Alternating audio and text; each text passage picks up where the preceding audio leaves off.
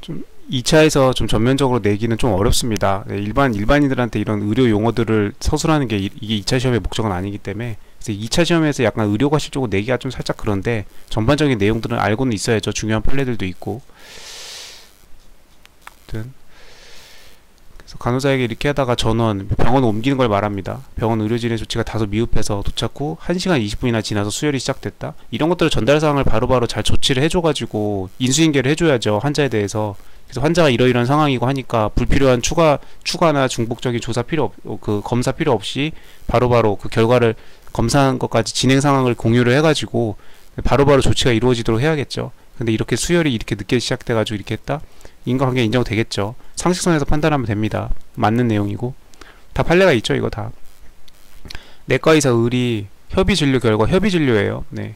관련해서 신경과에서 영역이 이상이 없다는 걸 받고, 이상이 없다고 하니까 그런 줄 알고 한 거죠. 그러니까 이 경우에는 어떤 그 업무상 과실을 인정하기가 어렵다. 예, 맞는 내용이죠. 예, 기억 니은도 맞는 내용이고.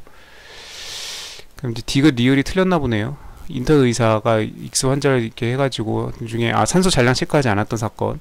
그래서 엠부 배깅 이런 거 다 의학 용어죠. 네.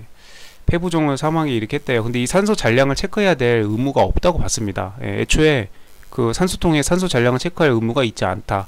그렇기 때문에 이걸 체크하지 않았다고 해가지고 그 책임을 물을 수는 없다라고 했습니다. 그래서 이 사망사의 인과관계가 인정되지 않는다라고 했죠. 그래서 D가 틀렸네요.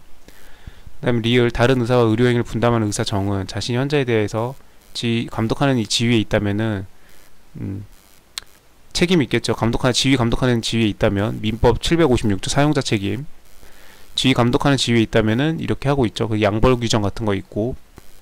근데 지금 이 경우는 전적으로 위임된 경우이면 다른 의사한테 전적으로 위임됐으면 뭐 그 사람이 알아서 해야지 이것까지 책임질 수는 없죠. 그렇기 때문에 이런 경우에는 그 업무상 주의 의무가 있다고 할 수 없다라고 했는데 지금 이걸 슬쩍 바꿨네요. 네, 그렇게 해서 리을도 틀린 거였습니다.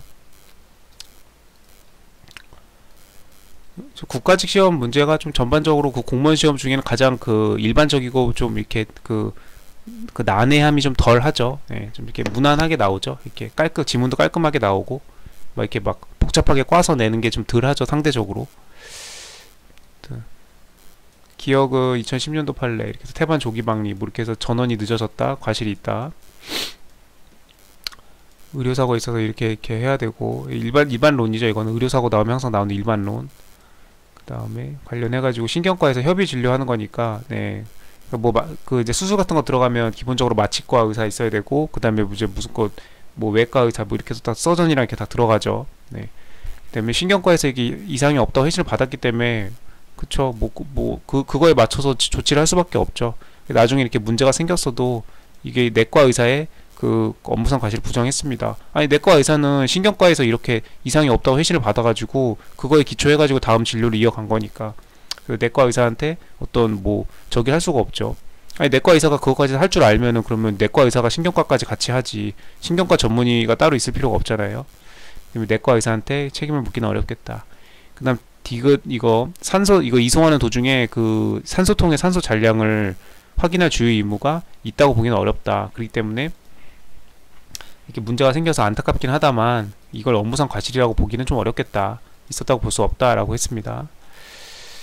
그 다음에 리을번은 다른 의사의 전공 과목에 전적으로 속하거나 다른 의사에게 전적으로 위임된 것이 아닌 이상, 전적으로 위임된 게 아니면 이때는 그런 주의 의무가 있겠죠. 컨트롤을 해야 되고 어떤 그 사실상 지휘 감독하는 지위에 있기 때문에. 근데 사실상 지휘 감독하는 지위에 있더라도 만약에 여기 지금 리을번과 같이 전적으로 위임된 경우면은 그때는 그 의사가 알아서 해야 되고 그것까지 책임질 수는 없겠다라는 거죠.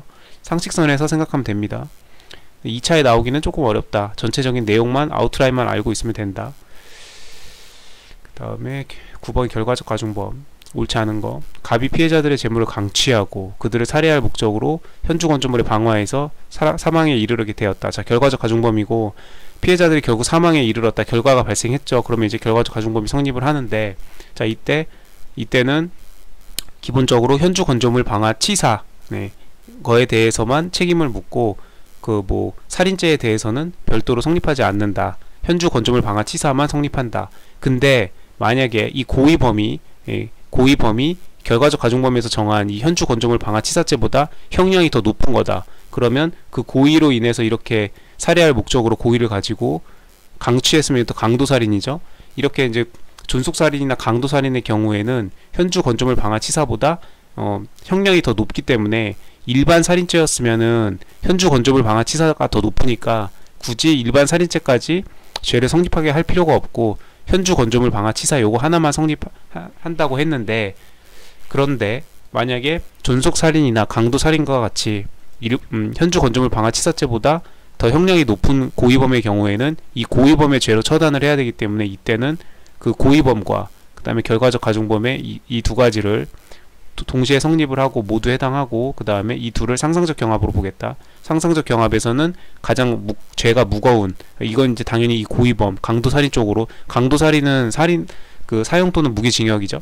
그렇기 때문에 엄청나게 그 형량이 가장 센 범죄 중에 하나이기 때문에 이걸로 처벌을 해야 되기 때문에 이렇게 상상적 경합에 성립한다. 그래서 이건 맞는 내용이죠. 네. 항상 나오는 거.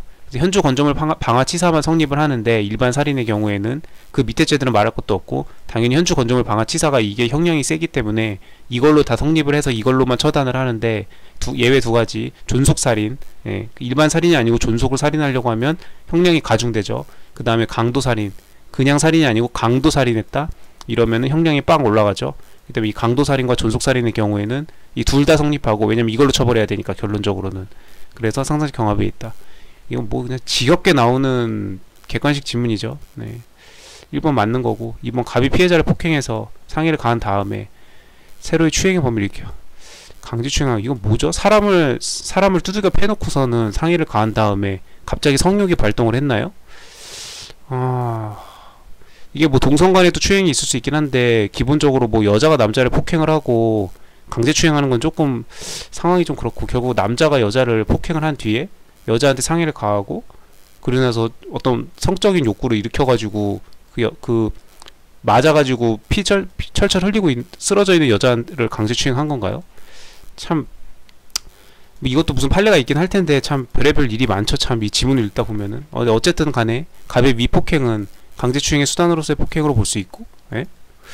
폭행을 할 당시에는 강제추행을 하기 위해서 폭행을 한 게 아니죠. 뭔가 이제 둘이 시비가 붙었든지, 뭐 연인 사이였는데 뭐가 다툼이 있었다든지 뭔가가 있었겠죠. 그러니까 이제 열받아가지고 이제 그 화를 참지 못하고 이제 뭐 여자한테 주먹을 휘둘렀다든지 뭐 일단 상해를 가한 거고, 이때 당시에는 강제추행의 수단으로서 하려고 그 협박 폭행을 한 게 아니기 때문에 볼 수 있고, 이거 또 틀렸다고 봐야죠. 이로 인하여 피해자가 상해를 입은 결과에 대하여는 결과적 가중범위 강제추행 치상, 강제추행 지금 앞에서 먼저 상해를 만들고 그 다음에 뒤에 강제추행을 한 건데, 이거를 강제추행하면서 상해를 가한 것으로 해가지고 강제추행 치상이 되면 이거 법정형이 엄청나게 올라가죠. 이거는 조금 말이 안 된다. 이 판례를 모르고 있었어도 이거 말이 안 된다라고 느껴져야 되고, 그 다음에 판례를 봐도 이거는 지금 이중처벌이라고 보고 있죠. 이거는 지금 강제추행을 하기 위한 그게 아니기 때문에 이건 별도의, 그냥 물론 상해죄에 대한 책임을 져야죠. 상해죄에 대한 건 책임을 지고, 그 다음에 이거랑은 별개로 그냥 추행의 범위를 일으켜가지고 이렇게 강제추행한 거니까 강제추행에 대한 것도 당연히 법적인 책임을 물어야죠. 근데 이거는 별도로 해야지, 이거 두 개를 이렇게 짬뽕을 해가지고 선우를 뒤바꾸어가지고 아예 그냥 어쨌든 결과적으로 상해도 일어났고 몸도 다쳤고 강제추행도 했으니까 그럼 강제추행 치사로 하자, 치상으로 하자 해가지고 이렇게 하면 이거는 좀 뭔가 합당해 보이지 않죠. 일단 이건 틀렸습니다. 판례가 있고, 그 다음에 갑이 피해자를 강간한 후에 의식불명 상태에 빠진 피해자를 비닐창고로 옮겨놓아. 네. 피해자를 비닐창고로 옮겨놓아 피해자가 저체온증으로 사망했답니다. 네. 아니 강간을 했으면은 뭐 조치라도 좀 해놓고 가든지, 그냥 뭐 이렇게 이제 그 강간 되는 와중에 이제 여성분이 이제 기절을 하거나 이제 쇼크를 먹거나 뭐 이제 정신적인 육체적인 충격이 가해지니까 이제 어떤 그런 상태가 될 수 있죠. 그 상태로 이제 그 강간을 한 범죄자들은 이제 도망을 갔나 보죠. 그냥 내팽겨 두고 이제 목적 달성했으니까. 그리고 이제 이게 뭐 겨울에 일어난 일인지 여름에 일어난 일인지는 알 수 없으나 이제 밤 사이에, 새벽 사이에 기온이 떨어져가지고 저체온증으로 옷을 다 벗겨놓고 그냥 갔나 봅니다. 이불이라도 좀, 옷까지라도 좀 덮어놓고 가든지. 예. 강간 치사 사상의 결과는 간음 행위 자체나 강간에 수반하는 행위에서 발생한 경우도 당연히 포함돼야겠죠. 가백일은 강간 치사죄가 인정된다.